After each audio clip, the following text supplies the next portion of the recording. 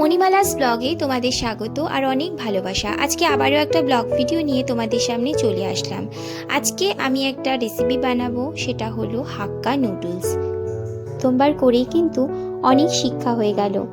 প্রথম ভুল ছিল, আমি তো জানি না এর মধ্যে কোনো রকম সল্ট থাকে না, সেই জন্য আমি এটা শুধু জলের মধ্যেই সেদ্ধ বসিয়ে দিলাম।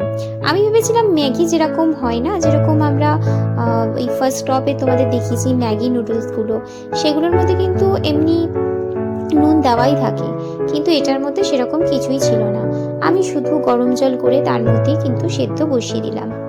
সেদ্ধ তো করলাম যেমন তেমন, তারপর দেখো জিনিসটা কিরকম যেন একটা হয়েছে, না সফট হয়েছে না ছাড়া ছাড়া হয়েছে, কেমন যেন মনে হচ্ছে একটা সেই কি বলবো রাবার রাবার টাইপের হয়েছে। তো যাই হোক, সেটাকে আমি করলাম।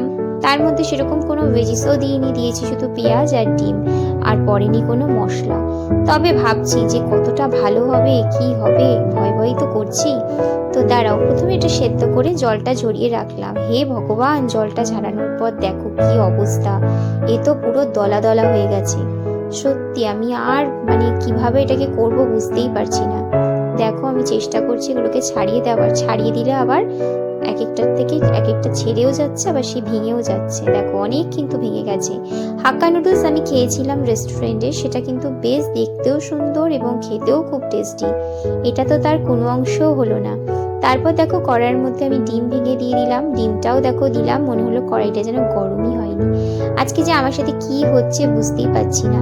আসলে ব্যাপারটা হয়েছে কি, মনের মতো নুডলসটা তো বয়েলড হয়নি, সেই জন্যই আমার এরকম অবস্থা। আর তার মধ্যে যে প্রথমেই বুঝে গেছি ওতে নুন নেই, তার মানে ওটার স্বাদটা যে কতটা ভালো হবে আমি গ্যারেন্টি দিতে পারছি না। তো দেখো আমার এই রেসিপি দেখে তোমরা ডিসঅ্যাপয়েন্টেড হয়েও না। অ্যাকচুয়ালি এই নুডলসটা খেতে কিন্তু খুবই টেস্টি, কারণ হাক্কা নুডলস আমি খেয়েছি বাইরে। আসলে নাচতে না জানলে উঠোন ব্যাকা, আমি নিজে পারি না বলে এই মন্তব্যগুলো করছি, কিন্তু তোমরা তাই বলে এনো না, সেরকম করো না। আমি আর আনবো না, আমার বর যদি কমিটমেন্ট করে যে বর রান্না করে খাওয়াবে তাহলেই একমাত্র আনবো, কারণ আমি ভীষণ ভয় ভয়ে এই রেসিপিটা করেছি। তারপর দেখো ডিমটা ভেজে আমি তুলে রাখলাম।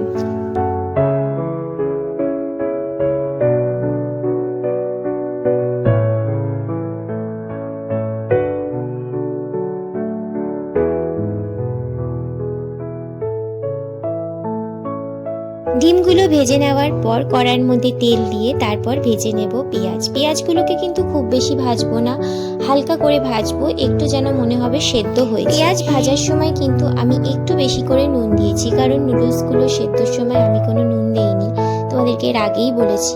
তো দেখো ঠিক এরকমভাবে কিন্তু আমি ভালো করে নেড়ে চেড়ে নিলাম। একটু তেলটা বেশি হয়েছিল, তেলটা ইচ্ছা করে একটু বেশি দিয়েছি, কারণ নুডলসগুলো না কিরকম মনে হচ্ছে সেদ্ধ হয়ে গেছে বেশি। যখন সেদ্ধ করলাম তখন মনে হচ্ছিল না সেদ্ধ হয়েছে, কিন্তু তারপরে যেন মনে হচ্ছে কি সেই গলে যাওয়ার মতো হয়ে গেছে, সেই জন্য একটু বেশি তেল দিয়েছি।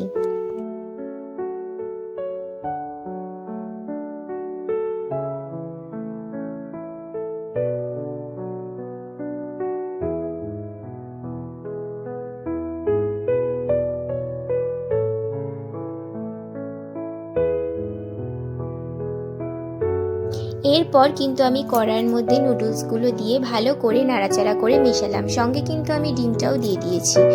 দেখো ঠিক এরকম করে আমি নাড়ছি, খুব কষ্ট হচ্ছে কিন্তু নাড়তে, কারণ এতটা হার্ড হয়ে গেছে বুঝতেই পারলাম না কিভাবে এরকম। তো জানি না কতটা খেতে স্বাদ হবে, খাওয়ার পর বলতে পারবো কতটা ভালো হয়েছে। তো দেখো আমার কিন্তু নুডলস প্রায় কমপ্লিট হয়ে গেছে। এরপর আমি আমার বরমশাইকে ডাকলাম, বললাম যে একটু তুমি দেখে নাও। তো একটুখানি টেস্ট করে বললো দারুণ হয়েছে, কি জানি মন রক্ষার জন্য বললো কিনা জানি না। তারপর যখন আমি একটু খেলাম দেখলাম খুব খারাপ হয়নি, যতটা আমি বলছিলাম যে এরকম হয়েছে। কিন্তু যাই হোক, আমার কাছে কিন্তু মোটামুটি লেগেছে। তবে তোমরা যদি করো তাহলে কিন্তু অবশ্যই যখন নুডলসটা সেদ্ধ করবে একটুখানি নুন দেবে। আমার মনে হয় সবাই জানে, শুধু আমিই হয়তো জানতাম না। তো যাই হোক, আজকের ভিডিওটা এই পর্যন্তই রাখলাম। যদি তোমাদের ভালো লাগে অবশ্যই লাইক কমেন্ট শেয়ার করে দিও। আর আমার ইউটিউব চ্যানেলে যারা নতুন আছো তারা কিন্তু অবশ্যই চ্যানেলটাকে সাবস্ক্রাইব করে পাশে থাকা বেল আইকনটা প্রেস করতে ভুলো না। আবার একটা নতুন ভিডিও নিয়ে তোমাদের সামনে চলে আসবো। ভালো থেকো, সুস্থ থেকো।